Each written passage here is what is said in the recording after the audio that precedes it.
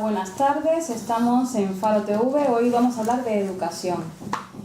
Llevamos tiempo cuestionando la calidad de la educación que tenemos en Melilla. Para ayudarnos a entender un poco el problema, nos acompañan hoy José Luis Villena, profesor de la Universidad de Granada y además presidente de la Federación de Padres y Madres de Melilla. Hola, ¿qué tal? Y Joan Casares, vocal de la FAMPA y además presidente de la Asociación de Padres del Centro Reina Sofía. Exactamente. Bueno, la pregunta del millón, ¿qué les parece la educación en Melilla?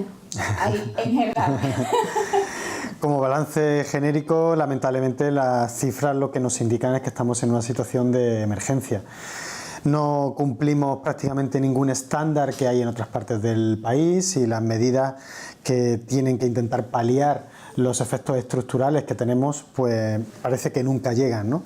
Y en ese sentido estamos en un periodo que pensamos que es bastante óptimo, antes de la primera de las citas electorales importantes en nuestra ciudad, para poder pensar y reflexionar cuáles son los principales retos que tenemos en la educación y, por tanto, pensamos que esta entrevista, aunque sea por la temática, es de bastante interés. ¿En serio? Sí. ¿Tú crees que le interesa a los políticos hablar de educación? Pues a los políticos yo pienso que sí que les interesa, porque en definitiva tienen interés.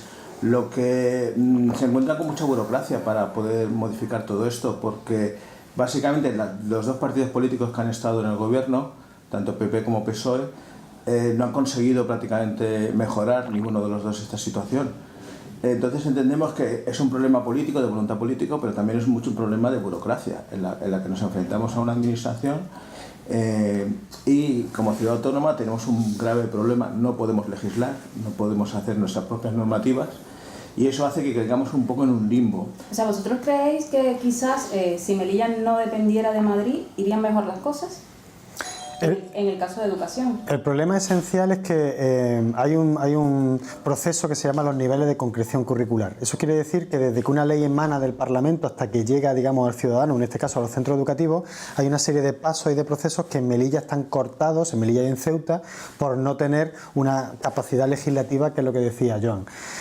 Eso produce una anomalía que no acaba de subsanarse de ninguna de las maneras. El Ministerio, Ceuta y Melilla dependen del mismo, pero el Ministerio no tiene preparación suficiente como para poder contextualizar, adaptar a entornos concretos y además entornos tan problemáticos como el que nos encontramos en Ceuta y en Melilla, ese tipo de educación. Cuando dices entornos problemáticos, ¿a qué te refieres exactamente? En la cantidad de factores que influyen. O sea, ahora esta semana pasada han estado unos compañeros de educadores de Salamanca y claro, cada uno de los aspectos que conocían de Melilla se quedaban totalmente sorprendidos, porque las sociedades, las ciudades son más homogéneas fuera de Melilla que en nuestra realidad.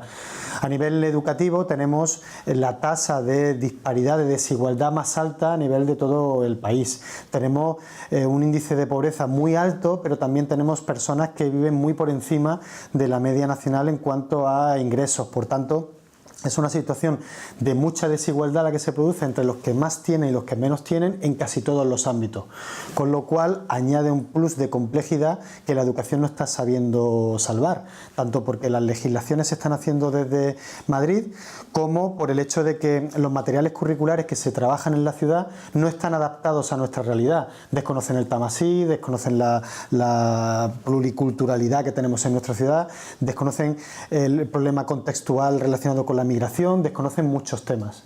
¿Cambiaría algo si la educación, bueno, en Melilla todos sabemos, porque lo hemos escuchado, igual las cifras no las tenemos a mano, que hay mucho fracaso escolar? ¿Cambiaría algo si se incorporara el tamasí en los colegios? Hombre, es... Por tu experiencia de Cataluña. Es difícil de saber.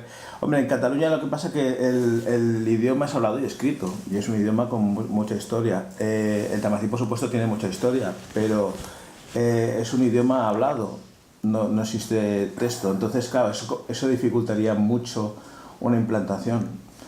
Entonces estaríamos hablando de que básicamente no incidiría. Yo lo que sí que debería es una asignatura. ¿Pero qué es lo que falla aquí? ¿Por qué hay tanto fracaso escolar? Es multifactorial, tiene que ver fundamentalmente con que si España es uno de los países que en relación al PIB es de los que menos inversión en educación tienen, en el caso de Melilla, si le sumamos la complejidad del propio terreno, pues imagínate, en su caso por un centro totalmente masificado y saturado que se organizó para una serie de usuarios y ahora tiene el triple o el 122 ahora mismo. Muchísimos más de los que pertenecen. En el caso, por ejemplo, mío como presidente de la AMPA del León Solá, cuando tú tienes que esperar que las familias tengan un nivel socioeconómico o un nivel académico que permita también colaborar en un proceso global de educación, pues no te lo encuentras porque las dificultades que tienen nuestras familias pues son otras. Sí, no hay una inversión clara y no solamente en cantidad sino también en calidad decidida, nos encontramos con muchos de los problemas que tenemos. Y con respecto al tamasí que contabas anteriormente, tenemos que tener en cuenta que el tamasí es patrimonio de Melilla, es una lengua minoritaria regional defendida, protegida, reconocida por la UNESCO y por la Unión Europea y debería ser como mínimo intervenciones y actuaciones de puente que permitan que la lengua materna de gran parte de la población melillense tenga vínculos con el castellano de manera que de una se pueda pasar a otra, a pesar de las dificultades que dice Joan y que ya describió en su momento Fernando Belmonte, una de las personalidades más importantes a nivel intelectual de esta tierra en los últimos tiempos, que es un idioma que tiene dificultades porque es fundamentalmente oral, porque es fundamentalmente rural, porque está poco desarrollado también en el país vecino, pero la dificultad no nos tendría que paralizar para intentar que esto pues, pueda solucionarse y mejorarse, claro. Bueno, y hablábamos del tamasí, vamos al castellano, que tampoco es que esté muy solvente aquí. ¿Se hace lo suficiente por alfabetizar en castellano en Melilla? Hombre, es el idioma principal de todas las aulas, ¿no? Pero no todo el mundo lo habla, Sí. o sea, hay Claro, incluso adultos. Es una dificultad en la que se están quejando muchos profesores, evidentemente de comunicación, ¿no? Entonces, la lucha es esa principalmente, que los niños hagan al menos de la LOCSE con su castellano aprendido. Realmente nosotros constatamos que no siempre se consigue, que a veces hay niños que terminan el periodo escolar y no saben correctamente al menos hablar castellano. En una ciudad con esa situación, tú como periodista, ¿cuántas iniciativas o programas de éxito, buenas prácticas conoces relacionadas con el aprendizaje del castellano en primaria? Según la viceconsejera de Cultura, muchas. En realidad no hay ninguna. Es decir, hace 8 o 9 años en el León Solá se generó por parte de la doctora Elvira Molina un programa que se denominó ALEJOP, que ha tenido 3 premios internacionales y 2 a nivel nacional, que trabajaba la construcción de la identidad en castellano, pero de niños de origen amasij, ¿no? Además, su tesis doctoral versaba sobre eso. Tanto la administración del PP como la administración del PSOE tomaron mucho interés en el programa y pensaron la manera de poder generalizarlo al resto de centros, porque es una realidad como estás comentando. Sin embargo, por la burocracia o no sé por qué razón, nunca se ha llevado a cabo. De hecho, el programa ya ni existe y por tanto no solamente no hay iniciativas que intenten vertebrar en torno al castellano tanto la educación de adultos como la educación de menores, sino que si surge alguna por propia iniciativa, en este caso de una docente, pues la administración no le toma interés. ¿Y cuál es el resultado? Que la puerta de acceso al conocimiento, que es el lenguaje, en este caso fundamentalmente en castellano en nuestro caso, pues no se está produciendo. Y no solamente tenemos el problema entonces con que se habla de colegios bilingües cuando en realidad no son bilingües, sino que en la ciudad tenemos una situación de aprendizaje de la lengua semilingüe, porque los niños y las niñas muchas veces no acaban de aprender ni el castellano, ni el tamasí, ni el inglés y se encuentran en una situación totalmente de desventaja con el resto de niños y niñas del territorio nacional. Escuela pública. Porque otra cosa son los concertados, mientras en la escuela pública se está lidiando, los profesores lidian con niños que no hablan bien el castellano, en los concertados Melilla están aprendiendo inglés. Sí, pero al final, cuando analizan los números macro, no existe un nivel educativo en Melilla, a pesar de la distancia o la diferencia que hay entre colegios concertados y colegios públicos, no hay un nivel de excelencia en ningún sitio en nuestra ciudad, en realidad. No sé si se permita el símil ser tuerto en el país de los ciegos, al final resulta de algún tipo de alivio. Yo me parece que no, que la situación de emergencia es general en la educación en Melilla, en cualquier ámbito, en cualquier contexto.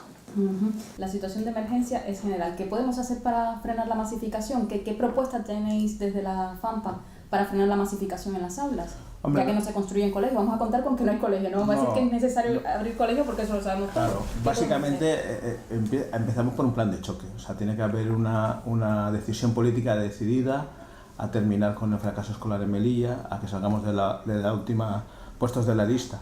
Eso sería la primerísima hacer. Entonces hay que hacer reuniones con los diferentes organismos, incluyéndonos a nosotros, que hasta ahora se nos ignora en todas las partes. Hacer mucha autocrítica en relación a por qué hemos llegado a esta situación, porque esta situación no se ha llegado de ayer a hoy, o sea, esto lleva muchos años, empezando por las propias asociaciones de padres, por los propios padres, las asociaciones de padres, los sindicatos y los políticos, ¿no? Y sentarnos de una manera decidida todos a reunirnos de una manera positiva, salir de esta situación de emergencia que tenemos, ¿no? Con un plan de choque. Es que no hay hoja de ruta. O sea, si tú le planteas en esta misma mesa a cualquier dirigente político cuáles son los objetivos prioritarios con respecto a su desempeño, no hay objetivos claros. ¿En qué nos estamos enfocando como ciudad, como administración, como familia? ¿En qué nos estamos enfocando a nivel educativo? No hay una hoja de ruta.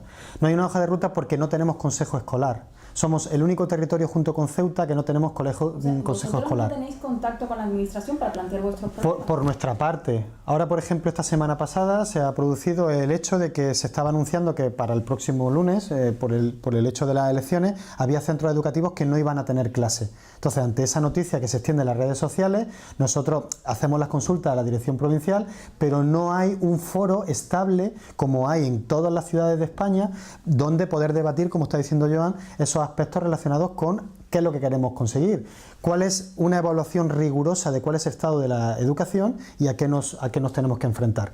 Un análisis muy somero de las declaraciones que en prensa, por ejemplo, todos los representantes políticos están haciendo, es un discurso muy superado, que hacen falta colegios, que hacen falta docentes, que hace falta más inversión. Todo eso lo llevamos diciendo años y años y años. La cuestión es que nadie está concretando cómo. ¿Cuándo? ¿Con qué dinero? Mire usted, yo el año que viene en los presupuestos generales del Estado voy a pedir que se meta una partida específica para... Es que esa respuesta no la está dando nadie. Entonces, la desazón nuestra es muy grande. Por eso estamos aprovechando esta ventana que nos abre Faro Televisión. Nosotros estamos pidiendo a la clase política que concrete, que supere el mero diagnóstico de números macro. Es que nos avergüenza un poco el hecho de ver que los sindicatos y que las familias estamos por delante del discurso político. Mire usted, ya sabemos que hace falta colegio. ¿Dónde lo va usted a construir? ¿Cuándo lo va a construir? ¿Con qué dinero lo va a construir? Porque en la situación, como dice Joan, viene de muchos años atrás, pero esas respuestas los políticos no las están dando y se las estamos pidiendo. Vamos a ver, hemos dicho muchas veces que hace falta más colegios en Melilla, pero entre que se licitan, entre que se aprueba mientras llega el presupuesto, se licita, se empieza a construir el colegio, se termina, hay una generación ahí que va desde primaria a la ESO que pasa otra vez al abismo. Como habláis todo el rato de un plan de emergencia, ¿qué habría que hacer dentro de ese plan de emergencia? Contando con que un colegio va a tardar, ponle 5 años en construirse, y no sé, aquí en Melilla puede ser infinitamente más. Pero no solamente a nivel de infraestructura, tenemos el ejemplo, por ejemplo, del personal no docente, el personal sanitario, sí, con respecto a las enfermeras, por ejemplo. Claro, por ejemplo, la Ciudad Autónoma ha prometido una partida de 400.000 euros para contratación de cuidadores para Reina Sofía, de enfermeras para todos los centros. Lo que pasa es que esta propuesta no se ha concretado todavía, o sea, ha sido una propuesta que ahora mismo consideramos meramente electoralista, en el sentido de que se hace sin que haya sido aprobado nada en los presupuestos del empleo, que no haya habido ningún contacto ni con dirección provincial ni con Madrid. Entonces nos encontramos en la misma situación, o sea, son propuestas electoralistas que serían muy interesantes, pero no avanzan porque no están realizadas. En cuanto a espacios, cuando se produjo la regularización de solicitudes que estaban enquistadas, algunas durante años en la dirección provincial, y que el equipo anterior sistemáticamente y a mi parecer de manera irregular obvió, de nuevos niños que se escolarizaron al principio de este curso, nosotros lo dijimos muy claro. Tenemos los centros educativos que tenemos los espacios que tenemos, hay dos posibilidades que ofrecemos. Una, que se utilicen los centros por la tarde. Los centros están infrautilizados. En la península, la mayoría de los centros tienen jornada de puertas abiertas, digamos, prácticamente diario, y todos los centros tienen actividad. Hay muchos centros en Melilla que no tienen utilización por las tardes. Y por otro lado, que se busquen otro tipo de espacios, que se habiliten otros tipos de espacios. Cuando la Universidad de Granada necesitó para la implantación de fisioterapia un edificio, la ciudad autónoma con muy buen criterio dijo: aquí está el edificio de Villegas para fisioterapia.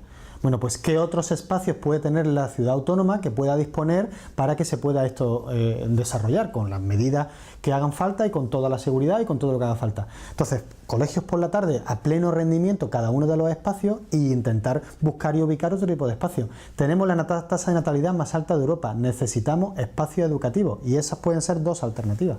Bueno, pues ya tenemos. Lo otro que nos haría falta sería docentes para esa segunda jornada, o por lo menos un sueldo, compensar en sueldo a los que tengan que hacer el esfuerzo, y eso lleva muchísimo más dinero.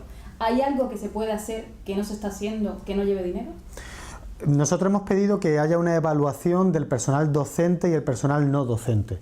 Como no tenemos, insisto, con el Consejo Escolar de Melilla un foro donde poder debatir esto, cuando nosotros vamos a la dirección provincial nos dicen que algunos centros tienen más profesorado del que a lo mejor en un principio pueden necesitar. Y no sabemos cómo se ha llegado a esa situación, porque a lo mejor alegremente se han concedido a unos centros sí, a otros centros no, profesorado. No entendemos demasiado sobre eso. Pero hacer un análisis de realmente cuáles son las necesidades, porque igual hay que mover profesionales entre los distintos centros, porque igual no están teniendo todo su desarrollo. Y hay otro aspecto que nos parece fundamental y es que son las clases de apoyo. Hay personal de apoyo, hay profesorado de apoyo, digamos un profesorado, no quiero decir extra, pero son un profesorado añadido, por ejemplo, las tutorías, que se encuentra para reforzar tanto el desarrollo dentro de las sesiones como en un momento determinado participar en cubrir, ¿no? Hay bastante evidencia de que en muchos centros esos apoyos no se están dando. ¿Evidencia? ¿Qué evidencias hay? Por ejemplo, ha habido casos en los cuales se han producido fenómenos que no deberían darse en un centro, como por ejemplo agresiones a alumnado o similares. Después se han revisado las cámaras y se han visto que saliendo de un aula salía un solo profesor o una sola maestra. Después mirabas el horario y según el horario ahí tendría que haber 2 docentes. Y entonces que resulta que la dirección provincial había tardado mucho en cubrir la baja y por tanto pues habían colocado al de apoyo, lo habían colocado ahí. O a lo mejor se encontraba haciendo otro tipo de tareas, o a lo mejor estaba de baja, o a lo mejor no estaba en el centro, o a lo mejor 1000 casuísticas. Pero el caso es que no siempre hay constancia de que los apoyos de verdad se están dando. Entonces, si la administración piensa que en un aula debe haber 2 docentes y por tanto trabajar por grupos, trabajar otro tipo de metodología, y sin embargo en la realidad eso no se está produciendo, ahí hay un desfase que habría que solucionar. Y el otro tiene que ver con la visita de los especialistas. Cuando en primaria, por ejemplo, se está trabajando el inglés, se está trabajando la educación física, la biblioteca, la música o lo que sea, a lo mejor ese tutor o tutora en ese momento, ¿qué está haciendo? No está muy claro, no tenemos muy claro muchas veces las familias porque vemos un docente en el aula y hay veces que no sabemos muy bien qué es lo que está haciendo el otro docente. Entonces, hacer una evaluación rigurosa del personal, tanto docente como no docente en los distintos centros, para ver las necesidades reales para que todo el mundo estemos potenciando el trabajo por la educación y si hay que redistribuir algo, poderlo hacer, en primer lugar. Pero en segundo lugar, hacen falta, según los sindicatos, más de 200 docentes en la ciudad. Esos docentes hay que contratarlos. Y en el caso concreto de los apoyos que se hacen desde la administración local, hay 65 técnicos de educación infantil y hay 106 aulas de educación infantil. Luego, casi la mitad de las aulas de educación infantil no tienen técnico de apoyo. Luego, hace falta más inversión. Es que no nos tomamos en serio la educación en Melilla y es algo que estamos denunciando desde hace ya un tiempo. Y padeciendo. Sí, no, lo peor es que estamos en un círculo cerrado, así va la economía y esto es una bola de nieve que va a seguir creciendo. A mí me llama la atención tu caso porque eres juez y parte, porque eres profesor, no es lo mismo, estás en la universidad, pero también eres representante de los padres y madres. En la universidad, ¿qué falta? Falta de todo. O sea, ayer cuando se planteaba, durante toda esta semana, cuando se planteaba el tema de que posiblemente el lunes no habría clase, pues se hablaba entre un foro de docentes de el rigor que debemos aplicar en nuestra propia enseñanza y planteábamos que desde la educación infantil hasta la universidad. Entonces hace falta más formación, hace falta más medios, hace falta más espacio. Estamos completamente masificados dentro de la universidad y necesitamos poder tener financiación suficiente para poder investigar más. A nivel educativo sabemos muy poco de lo que ocurre en las aulas.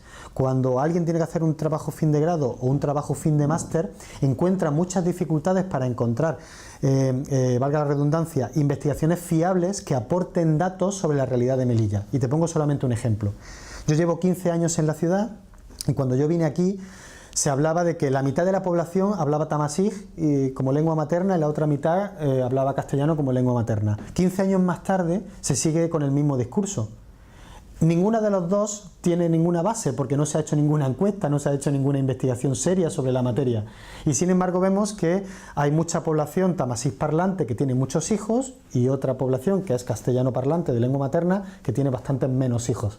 Por tanto, hay un descuadre ahí en cuanto a la natalidad. Sin embargo, se sigue hablando de ese 50%. ¿Por qué? ¿Dónde pondrías la balanza? ¿Cómo estaría? No lo sé. Intento ser científico y no lo sé, no tengo datos. Pero yo me muevo en unos entornos donde veo familias muy numerosas y después me muevo en otros entornos donde veo familias que tienen 1 o 2 hijos. Por tanto, a ojo de buen cubero, si se permitiera la expresión, la diferencia es bastante ostensible. Bueno, ahora que estamos en campaña, los partidos están prometiendo de todo. Ayer escuchábamos una propuesta, o esta semana escuchábamos una propuesta, que hablaba de subirle el sueldo a los profesores, un complemento que reciben. ¿Eso resuelve el problema? Hombre, siempre puede ayudar. Lo que pasa es que básicamente lo que necesitamos es más profesores inicialmente. Entonces, Han salido 40 plazas ahora en Melilla. ¿Es suficiente? No, hombre, es totalmente insuficiente, por supuesto. Aunque Dirección Provincial trabaja y creen que sí, que es suficiente, pero en la realidad nos plasmamos. O sea, el fracaso escolar es un hecho y que estamos los últimos de toda España liderando esta lista negativa, pues evidentemente nos hace mucho daño y lo que preguntas, lo de los profesores, ¿no? Los profesores realmente consideramos que están bien pagados. O sea, en Melilla un profesor se gana bien la vida. De hecho, vienen muchos profesores de la península gracias a eso. Si no, no vendría. No obstante, no nos negamos a que se les suba o que tengan una prima. O sea, consideramos que los que hacen bien su trabajo, o sea, podrían tenerla. Es que como no hay carrera docente, no hay plan, ¿no? No hay un incentivo, por ejemplo, a los docentes que lo hacen bien con respecto a los docentes que lo pueden hacer menos bien. Entonces, si encarecemos lo que supone, en este caso, el sueldo del profesorado, al que no nos oponemos, o sea, que todo el mundo gane lo máximo posible, eso quiere decir que cuando se vayan a pedir los profesores, el profesorado que hace falta, nos van a decir que es más caro. Entonces, no pensamos que el profesorado tenga problemas de nivel adquisitivo.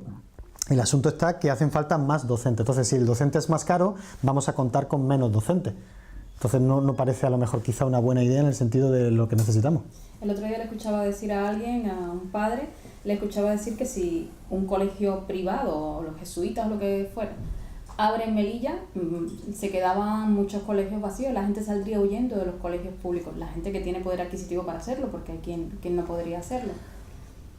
¿Por qué tanto miedo a la escuela pública en Melilla? Hombre, porque es muy deficiente. Hay una apuesta decidida de los partidos políticos, sobre todo los partidos políticos de derechas, por la escuela privada, y eso se nota. Y entonces, cuanto más apoya la escuela privada, más se está dejando de la escuela pública en general. Y en Melilla, pues más todavía, ¿no? Es muy sencillo.